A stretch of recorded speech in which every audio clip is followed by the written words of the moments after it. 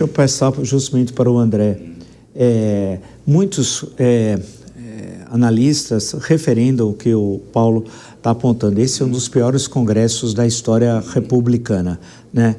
Eu digo história republicana para quem nos acompanha, porque durante o Império tinha o Congresso, e o Congresso daqui a pouco já está quase completando o Parlamento brasileiro 200 anos, né?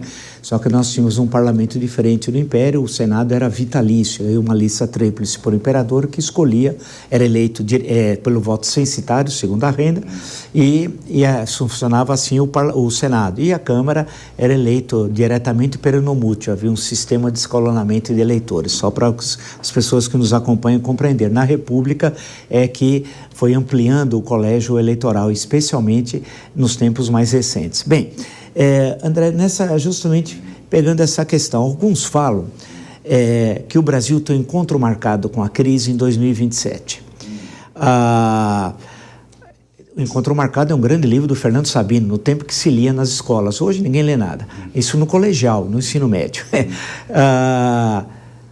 E eu fiquei pensando assim, se esse encontro marcado com 2027, como não vai ter dinheiro nem para pagar os gastos obrigatórios, segundo alguns, e até o próprio governo em certo momento falou isso, será que não é um bug do milênio? Os mais novos, no ano 2000, ia dar um pau danado nos computadores.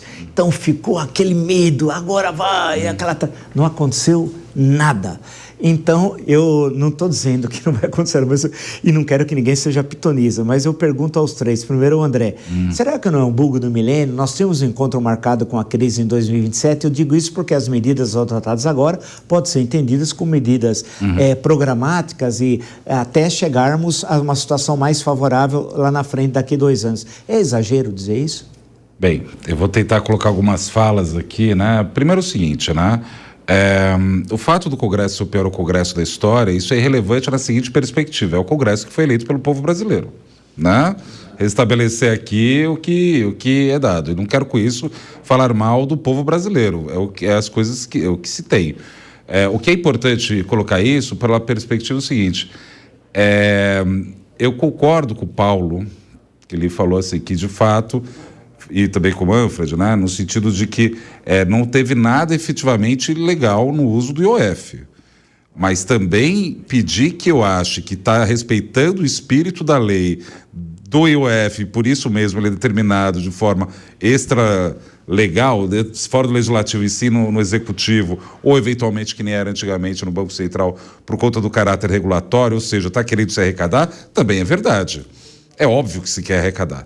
Agora entra numa discussão que aí eu acho interessante com o encontro marcado que você colocou, Vila, que é o seguinte: quando o Lula ganhou agora, essa última eleição, não foi 1, nem 2, nem 3, nem 4, foi dezenas de economistas na Faria Lima que falavam, não se preocupa, esse Congresso é mais de centro-direita. Centro-direita? Da onde é centro-direita? Esse Congresso está gastando como se não houvesse amanhã.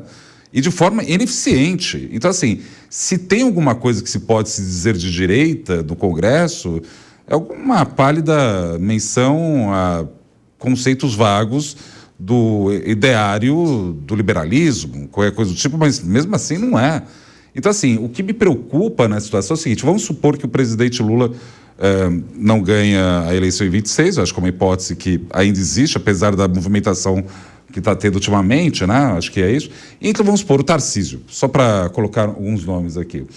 Se o Tarcísio entrar com o Congresso que nem esse, ele não consegue aplicar o próprio projeto que, em tese, ele vai ter que defender. Então esse Congresso é uma armadilha para qualquer um. Do jeito que está armado, é um perigo isso daí que está colocado mesmo. Porque eu não teria problema em discutir com um liberal que falasse, não, tem que cortar... Vou colocar uma coisa que se fala muito ultimamente. Tem que congelar durante 6 anos o salário mínimo. Se debate, se entende, faz sentido, não faz sentido, o efeito é esse e por aí vai. Mas da forma que está o Congresso, é disfuncional. E mais do que disfuncional, vamos também ser francos, da mesma forma que eu exijo não, mas que eu acho que é importante ter uma franqueza a respeito da intenção do IOF, o Congresso está jogando para quanto pior, melhor. É nítido que é isso. Agora, como isso daí vai se articular para esse encontro lá em 27, né? É um problema sério. Por quê? Porque, que nem o Paulo também colocou ali na fala dele, a respeito do arcabouço. Bom ou mal, foi aprovado esse arcabouço. Esse que é o ponto. Quer se mudar o arcabouço, não tem problema, vai ter que comprar a briga política a respeito disso. Até segunda ordem, o ministro Haddad está fazendo, na minha opinião, o que ele pode fazer. É resolver, que nem eu falei, a conta-erro das contradições entre Congresso e Palácio do Planalto através de um aumento de arrecadação. E a sociedade que não gosta, ou faz pressão junto aos seus deputados e senadores de direita, e aí eu quero ver se é de direita mesmo esses deputados e senadores, ou fica esse jogo, deixa que eu deixo, né? Que é isso que está vivendo o Brasil, né?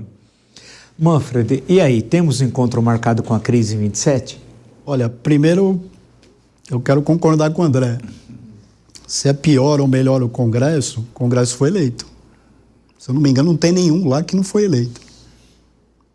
Então eles representam o escopo da sociedade brasileira. A segunda coisa, viu, Vila? Meus tempos de trader de mercado, eu não acredito em previsão. Porque se eu for acreditar em previsão de economista, nós podemos ficar felizes. Não vai ter o Robi 2027, porque eles não acertaram nem o PIB na pesquisa Focus. De 23, de 24, nenhuma vez. Nem e câmbio, agora em 25, vamos ver, né? Câmbio eles não acertam faz muito tempo, e juros muito menos. A gente sabe que Deus inventou o câmbio para deixar a economista humilde, né? Porque ele só erra essa porcaria.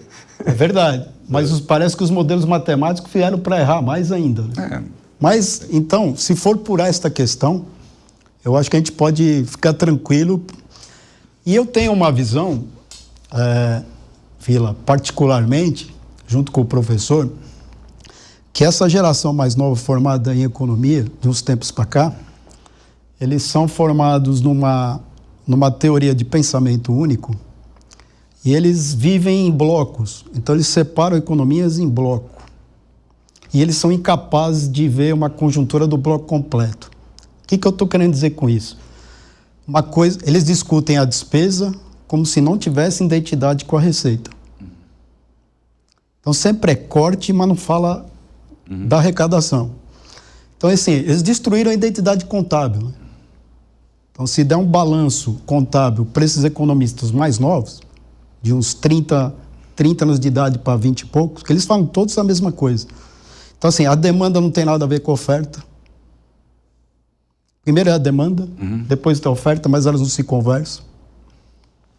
E tem o negócio da despesa e da receita. Então, toda a conversa... Eu concordo com o André. Uma coisa é a narrativa, outra coisa é a prática. Toda a conversa é vamos cortar despesa, vamos cortar despesa, vamos cortar despesa.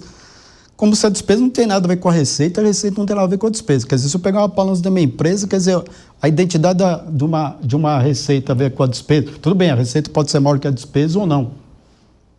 Sim.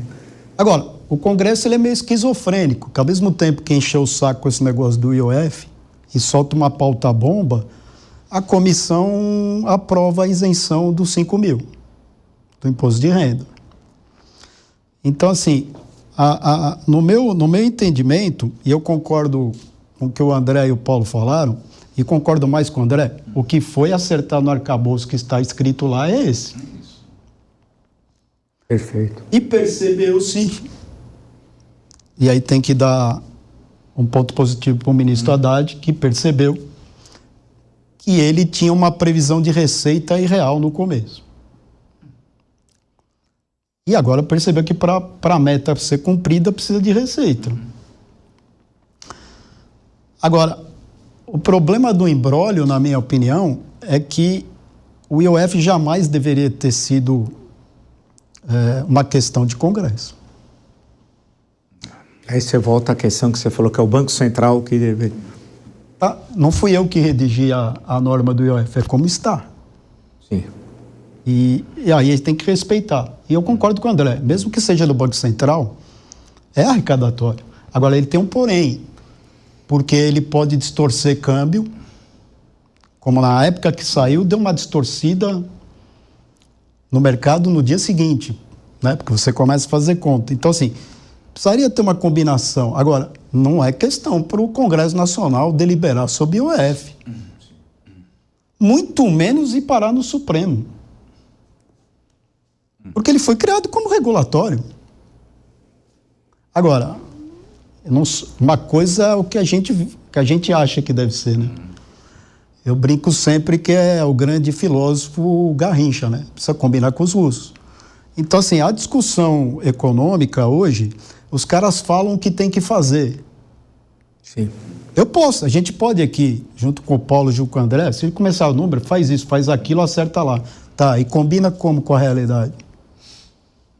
Perfeito, Porque perfeito. no mundo dos modelos econômicos não tem força política, né? Como Sim. não tem dinheiro também. Sim, sim.